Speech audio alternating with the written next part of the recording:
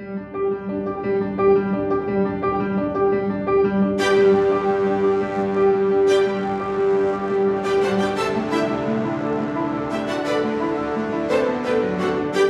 need more people in this world to feel ashamed of their actions.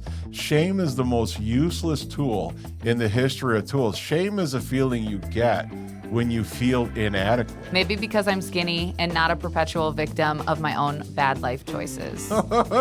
This girl is not in this video playing a victim at any level. What she's doing is she's highlighting the anxiety.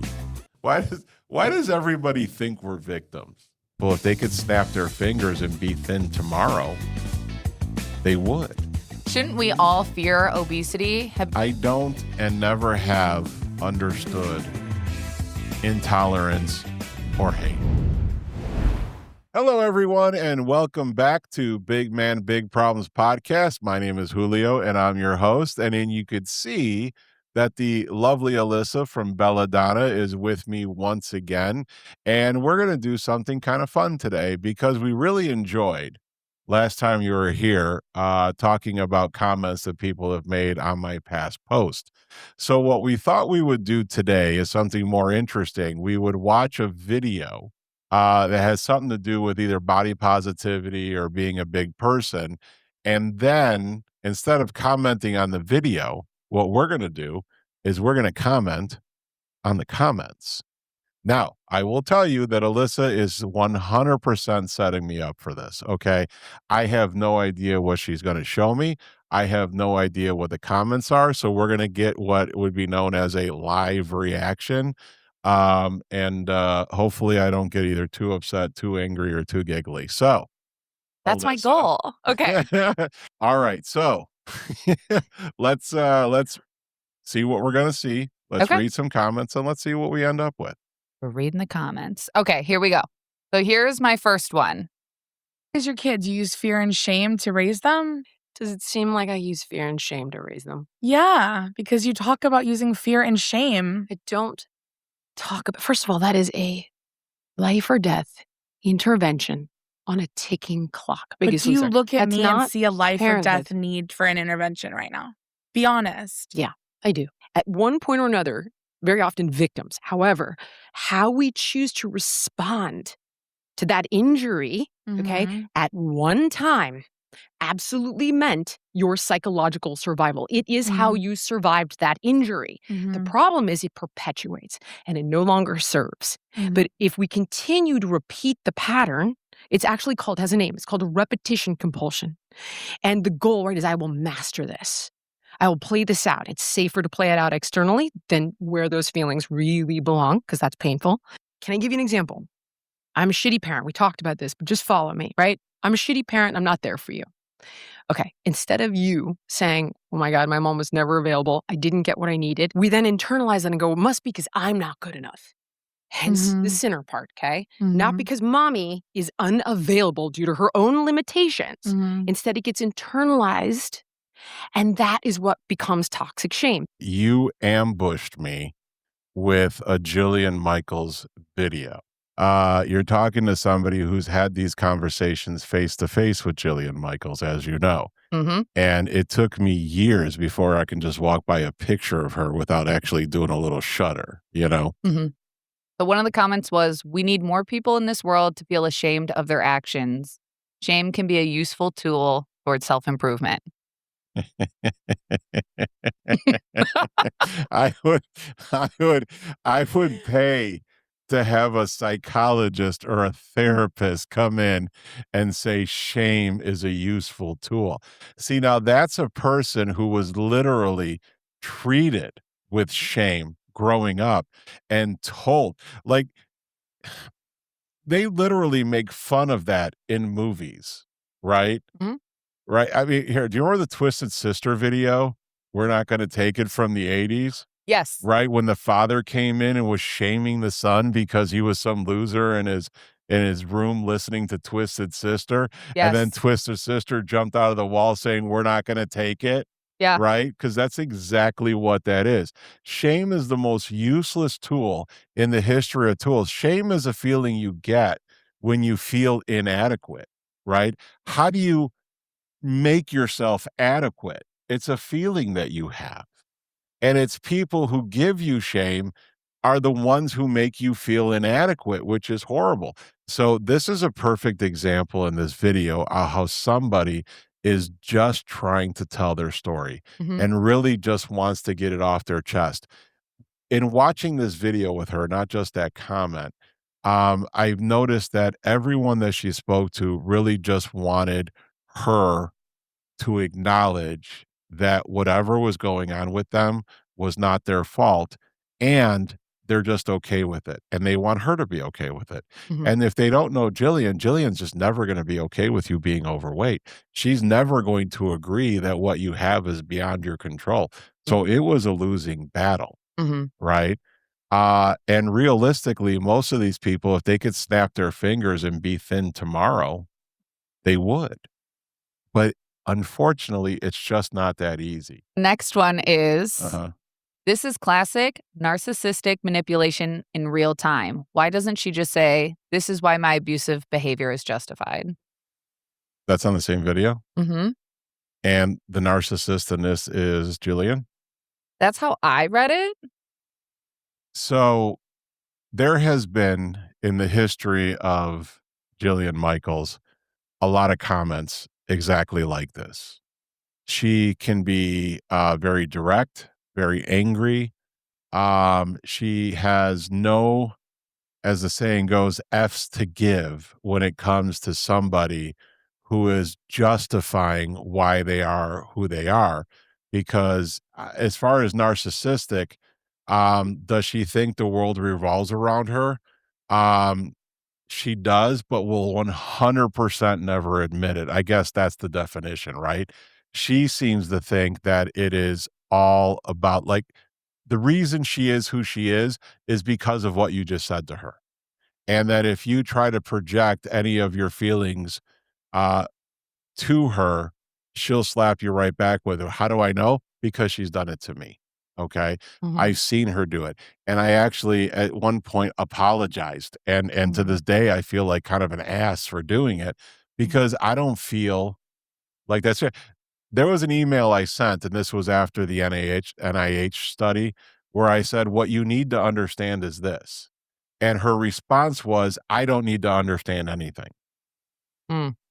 And I don't necessarily know where that comes from, but if you watch her, if you've seen her reality show that she was on, if you see her in this video and you read this comment, this commenter is dead on.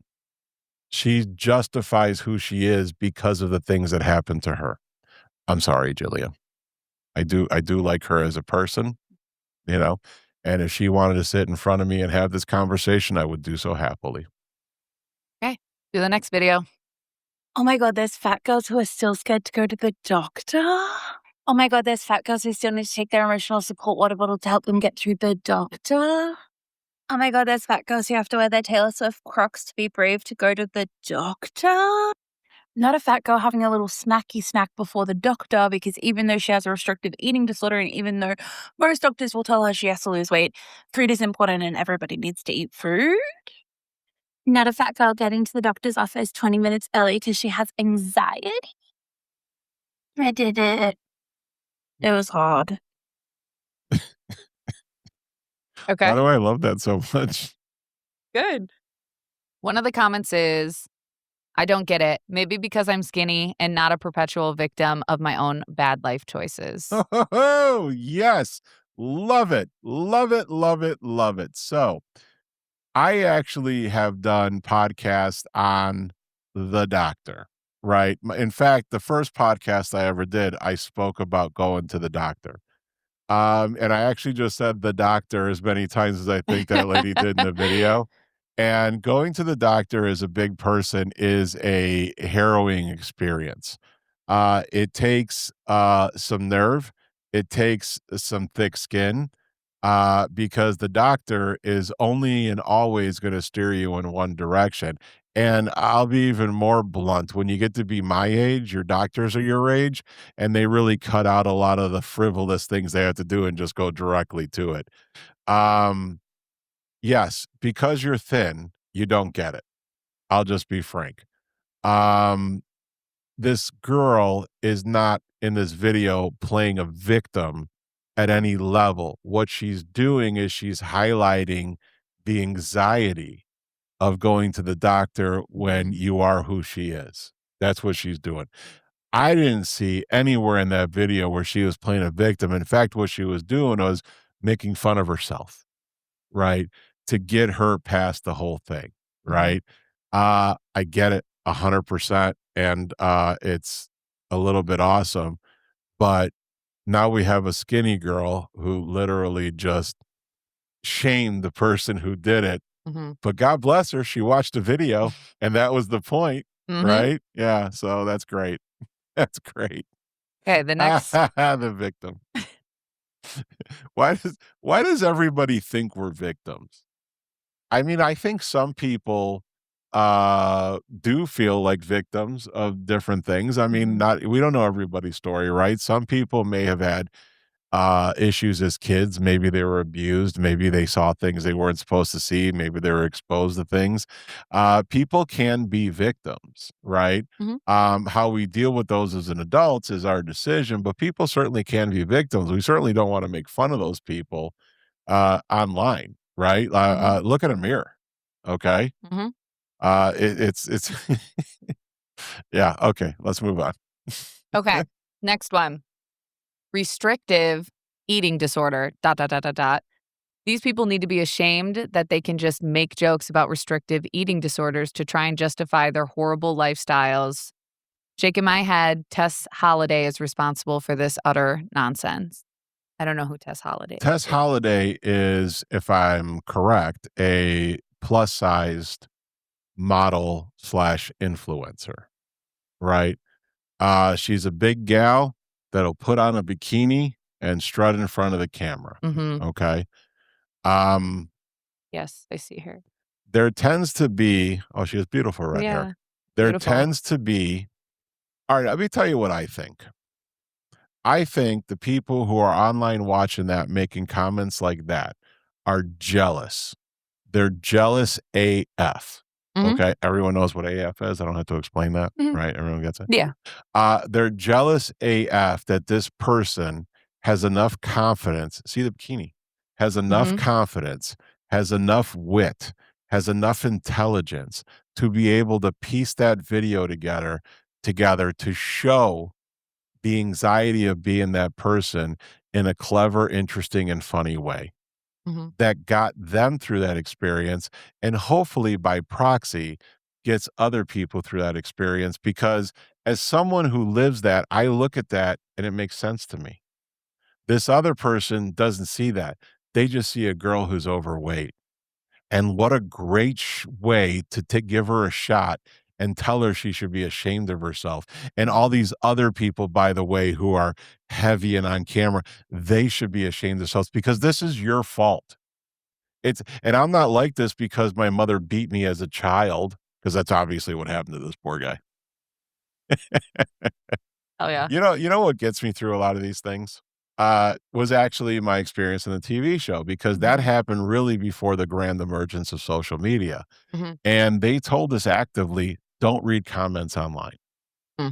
Because for all you know, it's a 38-year-old guy sitting in his mother's basement in his underwear eating Red Hots.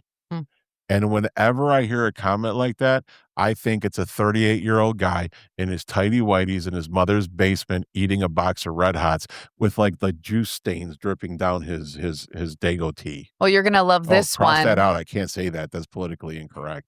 Wife beater. Yeah, right. Like, is that better? Well, you're gonna love this one. Ribbed tank top with a small tear in it.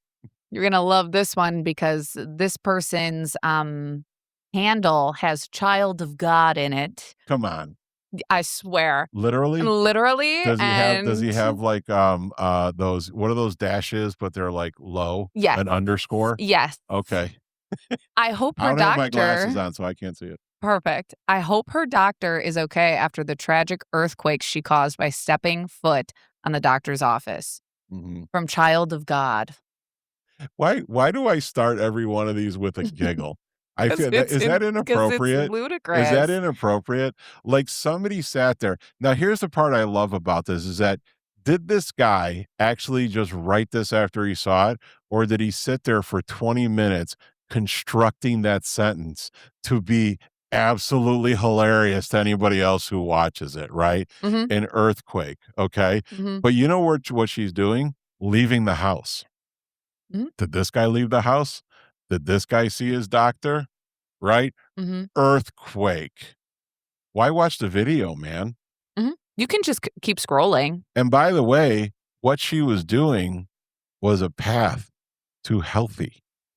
Why wouldn't somebody like this go, good for her? Mhm. She got up. She went to the doctor. She knows it's not going to be easy. She knows what she's about to get into, but she did Mhm. it anyway. I don't and never have understood intolerance or hate. It's not something that I struggle to comprehend why anybody hates anything. If you're going to hate something, hate a hater Mhm. because they're projecting hate. So they're the ones that are supposed to get hate. Mhm. And why people do hate is shocking.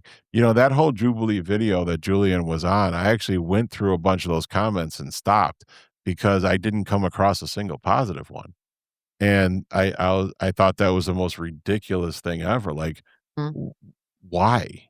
I will Uh, say when I was looking through the comments and reading, I found this kind of interesting, but the long video, the long form, the comments were terrible. Like, they were just yeah, bad. yeah. But all the shorts that were compiled from that, it was a lot more positive and actually more directed towards her. So, I Mm, found that kinda interesting and yeah. maybe There is an that was on army out there. purpose. There's an army. Mhm. There's an army of us For sure. or me. Okay. Now these ones If you're new here, hey, my name's Meg. I'm a New York City based actress, educator, motivational speaker, and I went through a pretty dramatic weight loss. And now I talk about it on TikTok. In order to identify fat phobic behavior, we need to define it. By definition, fat phobic behavior is the aversion or the irrational fear of obesity or obese people. When it comes to the topic of obesity, all I care about is that people are physically happy and healthy. I am not a doctor. We are not here to judge people on what they physically look like. Unless you are their doctor, you cannot comment on their body or their health. Thank you. When I was a size 18, people treated me very differently. So let's talk about some of my favorite examples of fat phobia. Is the trope we see a lot in like teen rom-coms where the fat, unpopular girl suddenly scores the star quarterback or the really athletic, skinny boy.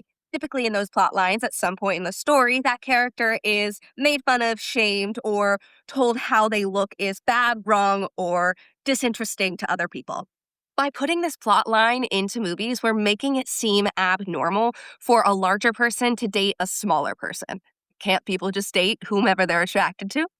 Another example of fat phobic behavior I heard a lot when I was bigger. Whenever I went to the doctor, they always told me, well, maybe you don't feel well because you're overweight. Right. My weight's the problem, not my underlying medical conditions that didn't get addressed until I lost the weight and the doctors took me seriously. But I think the biggest example of fat phobia is this idea that larger people are lazy and don't take care of themselves. I know both large and skinny people who do not take care of themselves, who don't live a healthy lifestyle.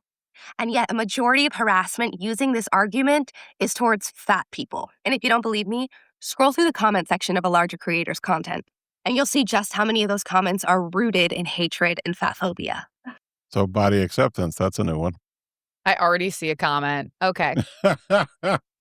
Shouldn't we all fear obesity? Have you ever watched historical videos? Obesity is a new phenomenon. We should all fear and shun obesity. Okay. So typically I react in some way. Okay. For some reason, that comment literally just stopped me dead. I was speechless for a moment. Okay.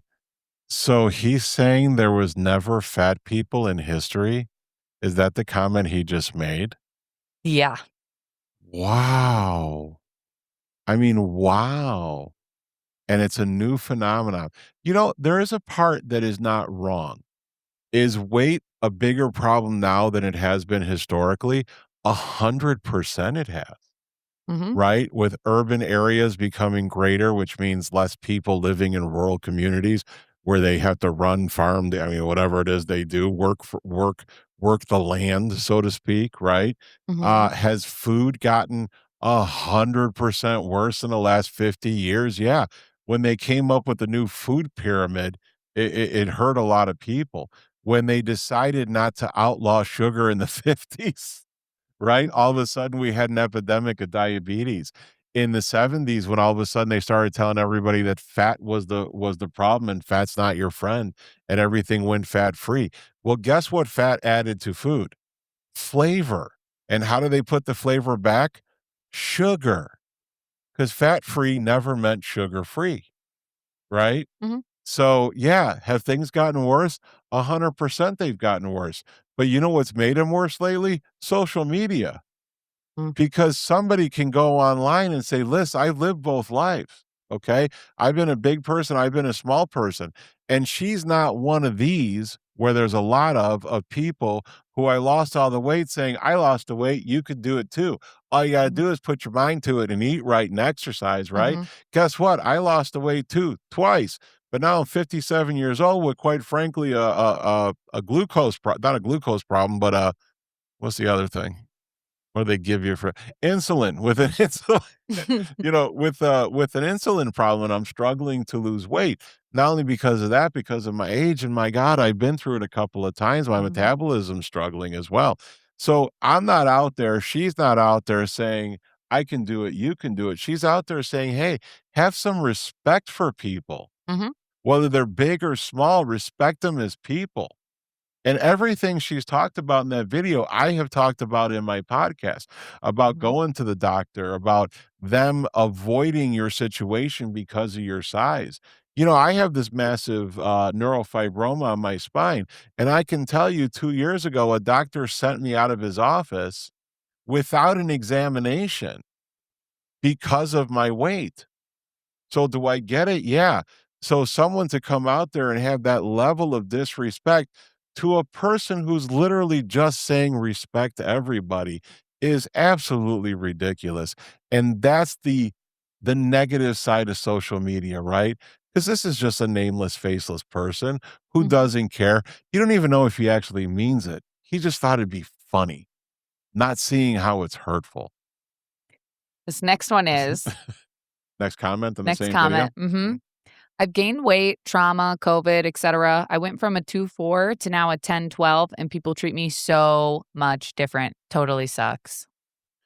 I'm curious as to how they treat her different because what they're really doing is they're feeling sorry for her. Mm. Like, "Oh, look at her. She used to be so fit. Now she's not." But she's the same person. That person is okay, why? Okay, can it be trauma? She did use the word trauma, did she not? Yeah, she did. Right. She didn't mention what trauma, Mm-mm. right? She mentioned COVID. COVID hit a lot of people pretty hard, but trauma is a factor.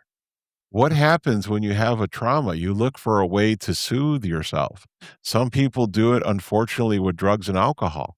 Some people do it by inflicting self harm. Some people just find comfort in food. And a lot of people who are heavier just quite frankly find comfort in food. The only difficulty is you have to keep doing it to survive. There's Mhm. no way to stop it completely. So you have to learn how to manage the thing that brings you the most comfort. And it's difficult. And when you have people who are coming at you and they look at you with these sorry eyes, what happened? You used to be so beautiful. You used to be so thin. Well, it's like, what the hell am I now? I've said in previous podcasts, the reason I am who I am, the reason my personality is what it is, the reason I've gotten good at things I've gotten good at is to really overcome those looks and those eyes and those people looking at you like, "Oh, you poor thing," right? I walk into a room and I make everybody wish they were me. That's how I attack stuff like that. Yeah, that's tough. New video? New video. Okay. Oh, Things that just make sense when you are a fatphobic doctor. We're fatphobic doctors. When patients ask us for help with weight loss, we tell them to eat less and move more. We're fatphobic doctors. When patients come in with an ear infection, the first thing, the most important thing to bring up is their weight. We're fatphobic doctors. When a patient comes in and wants to discuss their weight, we make sure to tell them that it is their fault. Genetics, medications, health conditions, socioeconomic status, none of these things have anything to do with obesity. We're fatphobic doctors. When a patient comes in and says that they've been trying to lose weight, but that calorie counting and exercising has not worked for them, we tell them that they must be lying. We're fatphobic doctors. When a patient comes in with an asthma exacerbation and they can't breathe, that's generally a good time to bring up their weight. We're fatphobic doctors. We believe that when we are shaming patients, that we are doing it for their own good because it is inspiring change. Any thoughts on the I video? want to talk about it.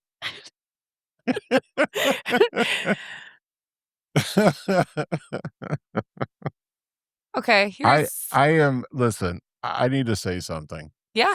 So I am in a way blessed. Okay. Now, I don't sit back and allow those things to happen to me anymore. I have numerous doctors in my life now, all of them excellent doctors. Okay. And as you well know, I did a podcast on doctors not long ago, and I forwarded the link to my GP, right, to our family doctor. And he watched it and he enjoyed it. I did call him out as a good doctor on there because he has been a very good doctor. He does not talk to me that way. He doesn't ever talk down to me. He did, although, want me to see a doctor for the missing finger on my logo. Fair. I have another doctor. That one killed Jenny. I do have another doctor. I do see a weight loss doctor. Okay. And this weight loss doctor actually was heavy himself for a long time as a doctor. So he goes out of his way to be very kind as a doctor. So as much as I understand and have experienced every single thing that this person is saying in this video, that doesn't currently happen to me because I, quite frankly, don't allow it. Okay. The reason I'm doing this podcast is because of situations like this, and I don't allow it anymore. Anyway, that being said, what's the comment? Okay. I'm going to start with this one. Honestly, there needs to be more accountability for the malpractice that results from biases like this. I agree. Although, how do you do that? We need a personal injury attorney. But how do you do that? How do you really, what are you going to do? You're going to go in front of a judge and say, Your Honor, he said I was fat. So that means that I don't want to be skinny and he doesn't want to treat me because I'm fat. I would love to take the doctor with this neurofibroma who looked at me and said, the problem with your neurofibroma is you don't fit on the table that we use to do back surgery. And I looked at him with a blank stare and an open jaw like, dude, this is 2025. You're trying to tell me that you can't figure out how to put me on a table?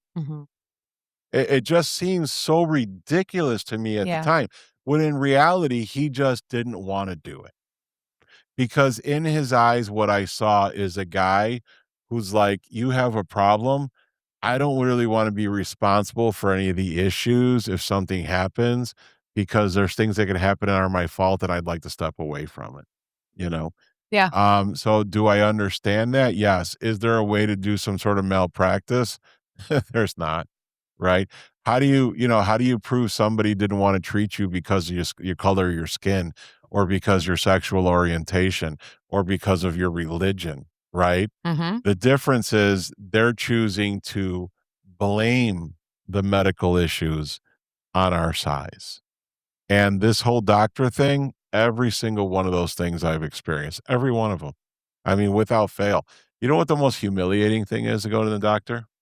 With the Hmm. exception, by the way, of the current weight loss doctor. Um, they don't have a blood pressure cuff that'll fit you. Mm. I don't even know how I feel about that. I've gone in the doctor's office and they didn't have a scale that could weigh me. And then they look at me and go, "Well, how much do you think you weigh?" I said, "Listen, my driver's license has said 220 for the last 35 years." Oh my gosh. Yeah, yeah, yeah. It's a little bit crazy, you Yeah. know. It is ultimately amazing to me. Two things. Number one, applause for all of these people who are making content that's bringing light to the hypocrisy when it comes to fat phobia or even body positivity, right? And to all those people who feel that it's their job to tell us how ridiculous we are for being fat and at some level content or happy or don't have as much issue with it or we don't feel ashamed of ourselves. So this is great. So this is something that we have to do more often. Oh, I totally We agree. have to not only highlight these folks' video, but let's highlight the morons that decide they want to go on there Yeah. and act as if these people should be flat out just ashamed of themselves. And you know what? Let's use that shame to fuel us to a better health, happier us, right? So, Right. hey, guys, I hope you enjoyed that. I hope you enjoyed the reaction. We're gonna do more. We should really do this like once a month, I right? love it. Like Yes. every 4 weeks, let's do this. Yeah. Because I think I need sometimes to like let some of the anger out. Love Right? it. And if I'm gonna do it, let's do the same thing these folks are doing. They're nameless, faceless. The Mhm. difference is my face is on here. Okay. So you could Mhm. just attack me directly. I can take it. Okay. So hey, pause, hit the like button, hit the subscribe button. Watch my next podcast. I hope you enjoyed this one and thank you for listening. Thank you.